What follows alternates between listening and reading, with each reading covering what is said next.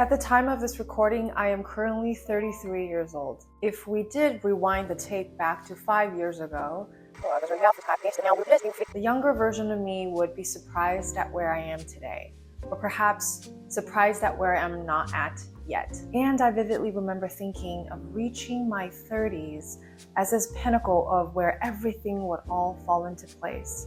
I would finally stop feeling the familiar roller coaster ride of ups and downs, whether there were external circumstances or my own internal landscape. Then on my 29th birthday, the world went into lockdown. And I found myself in the final year of my 20s, looking at a blank drawing board and wondering, what now? Today I wanted to share with you some incredibly important lessons that I've learned through many mistakes and failures, and all the countless times that it felt like I didn't want to begin again. I hope that these lessons will resonate deeply with some of you, and I hope that you find, even if it's just a sliver of optimism, of determination, to begin again and again and again, should you find yourself in a place, in a time, lost and wondering. The number one thing that has unlocked the most amount of growth or healing on this journey for me has been self-compassion. Especially if you are someone that is critical of yourself or very hard on yourself. A lot of times these healing modalities or self-help literature gives us the impression, gives our nervous system the impression that we are somehow broken, that we need to be fixed. And I've found that that is not a way to move forward.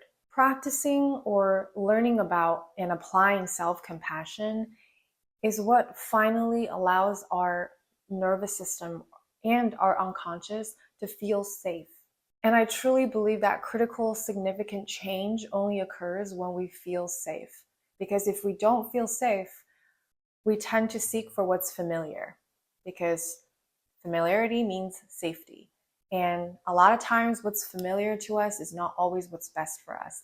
Hence why we find ourselves stuck repeating the same patterns, even though consciously we're telling ourselves that we want something different. Self-compassion can look like having a genuine partnership with yourself. We often ask to not be abandoned. We often ask others to accept all of our quirks and imperfections without actually ever feeling what that's like coming from ourselves. If you are someone that feels like there is this one thing you're supposed to do in your life, that's wonderful. This is more for people that are struggling to discover what it is that their purpose in this life is.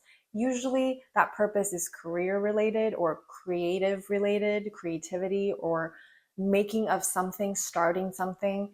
I had to sit with this idea because I am someone that is vastly interested in so many different things that it pulls me in a lot of different directions, because it never felt like I found my ultimate purpose, this thing that was assigned to me from the universe or God, or I was born into.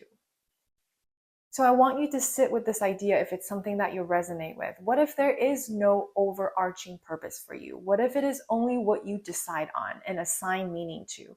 What if you just chose something instead of sitting around waiting for that aha moment to come to you?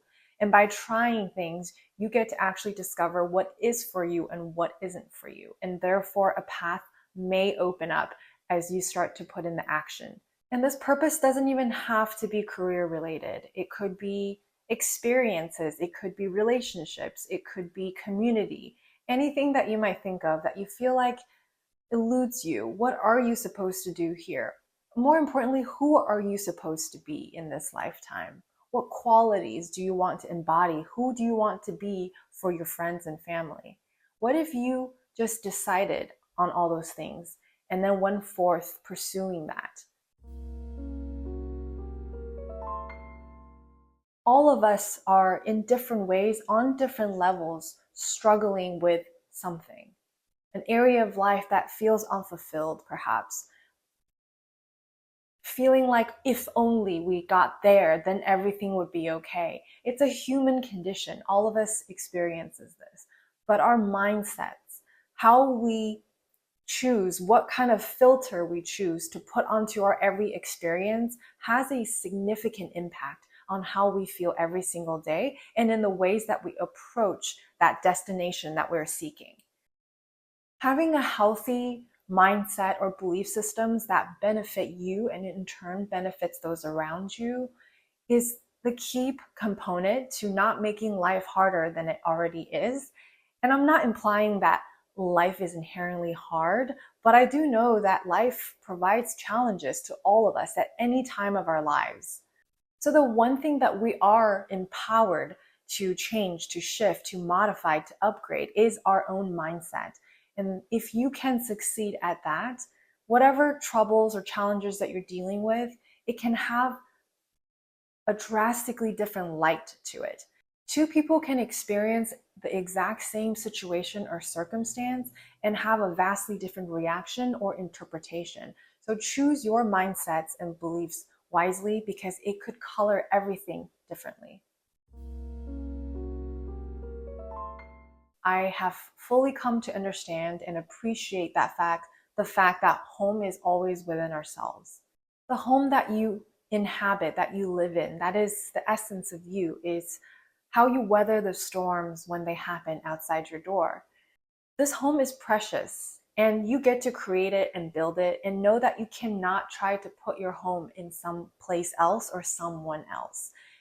You are always going to be at the mercy of feeling homeless if you do this.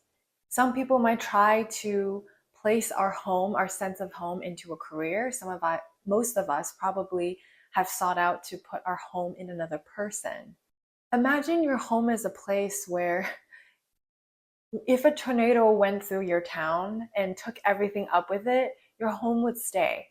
That is the type of anchor that we should strive to experience.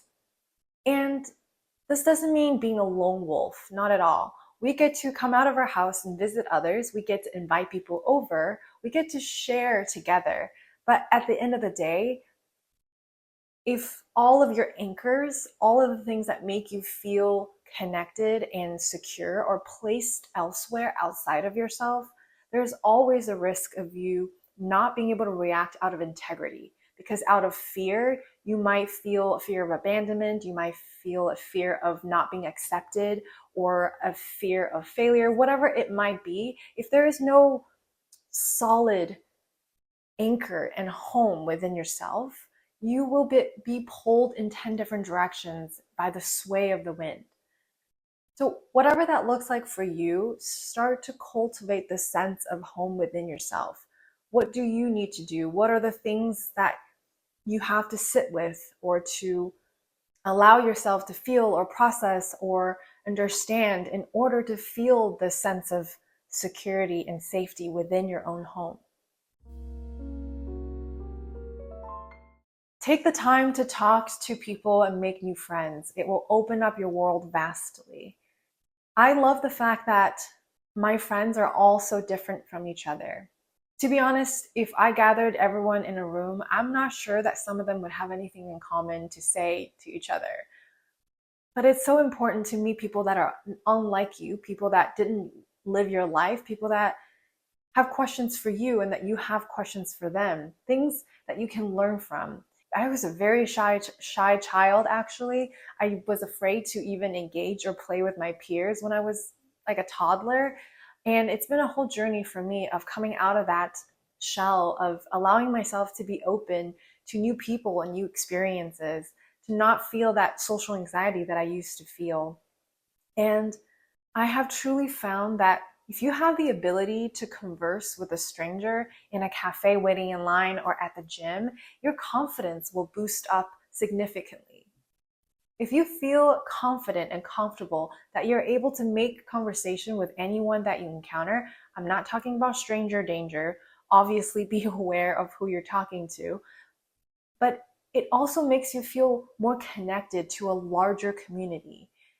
There's been studies that show connection, brief connection that we make with a stranger on the street actually creates a higher sense of well-being than even connecting with people that we already know. So I know it can feel scary at times, especially if you also experience social anxiety or you have felt like you didn't fit in. I don't know what your journey will look like for you, but I can honestly say that the older I get and the more I put myself out there to meet new people, to talk to people, to be open to interactions, it has helped my confidence tremendously. And it also has helped me learn a great deal of stories and things from other people that I never otherwise would. Your world will expand and become bigger when you allow yourself this type of interaction. When I talk about taking personal accountability and feeling empowered to make changes, I don't mean that you take the fault or blame for everything that's happened to you. It's not at all the same. The thing with some people is that we are so stuck in the past of how our circumstances has affected and shaped who we are today. And if we're unable to let those stories go, there is no path forward. You feel like you've been molded into this particular version of who you are because of the things that you cannot change because they're in the past. Hence, you are justified to stay here as you are, whether you're miserable or not. Taking accountability and feeling empowered to actually become the person that you want to be, to feel that freedom and flexibility and the fuel to move forward, means taking a compassionate look at the things and acknowledge the circumstances that you had no control or say over, the things that did happen in the past, the things that weren't your fault. Even having compassion for the choices that you made that may not have been the best choice because you didn't yet have the wisdom or the life experiences to make a better choice. Process the past, learn if there is anything in there for you to learn. Give yourself some grace for those not my finest moments, and then seek ways to move forward. Whether it's in yourself or in the universe or in your God, have faith that there's more good than bad in this world, more kindness than malice, that the universe is conspiring for you to find your path, but that you have to take an active role in putting yourself on the path. Linger just a little bit longer when you feel joy, and test your own capabilities to be with your sorrow. Romanticize a small moment when everything feels just right.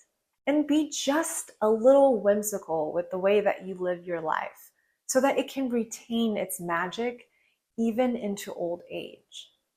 And I'm going to finish today's video with a quote from one of my favorite TV shows, Doctor Who. May the saints of all the stars and constellations bring you hope as they guide you out of the dark and into the light, on this voyage and in the next, and all the journey still to come, for now and evermore. I hope you took away what you needed from today's video, and if you want to sign up for the Modern Pen Pal newsletter, it's where I'll always share the latest updates and offerings that I have.